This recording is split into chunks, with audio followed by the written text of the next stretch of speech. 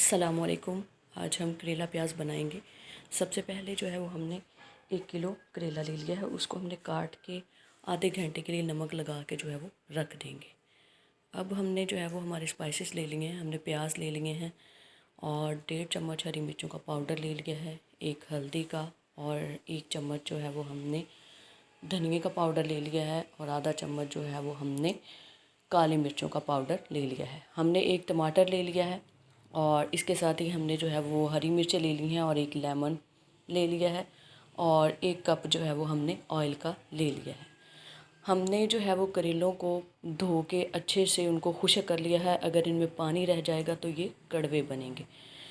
चलिए रेसिपी की तरफ चलते हैं। हमने एक पैन ले लिया है, उसमें जो है वो 1 कप ऑयल ऐड करेंगे। जब तक ऑयल गरम नहीं हो जाता उसके बाद हम जो है वो इसमें करेले ऐड कर देंगे। करेलों को हमने 20 से 25 मिनट जो है वो अच्छे से फ्राई करना है।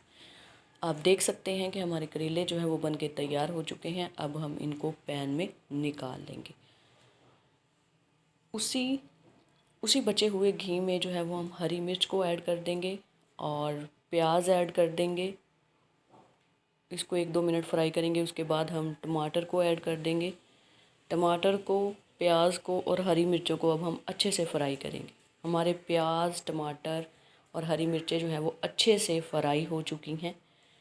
अब हम जो है वो इसमें स्पाइसेस ऐड करेंगे। स्पाइसेस की मिकदार जो है वो हमने आपको शुरू में ही बता दी है। स्पाइसेस ऐड करने के बाद हम जो है वो अच्छे से इसकी भुनाई करेंगे।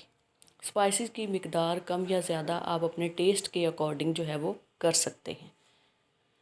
इसकी भुनाई जो है वो हम अच्छे से करेंगे ताकि मसालों का कच्चापन जो है वो ख़त्म हो जाए और हमारा जो है वो मसाला बन के तैयार हो जाए। अब हम जो है वो इसमें लेमन का जूस ऐड कर देंगे। लेमन का जूस ऐड करने के बाद हम इसको मज़ीद जो है वो भुनाई इसकी करेंगे।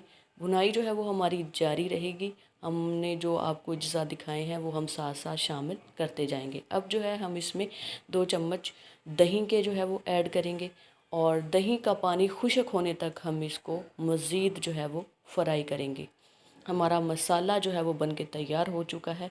अब हम इसमें करेले ऐड कर देंगे और करेलों को हम मसाले के साथ अच्छे से मिक्स करेंगे। मिक्स करके और इसको हम जो है वो 10 मिनट के लिए कवर करके रख देंगे।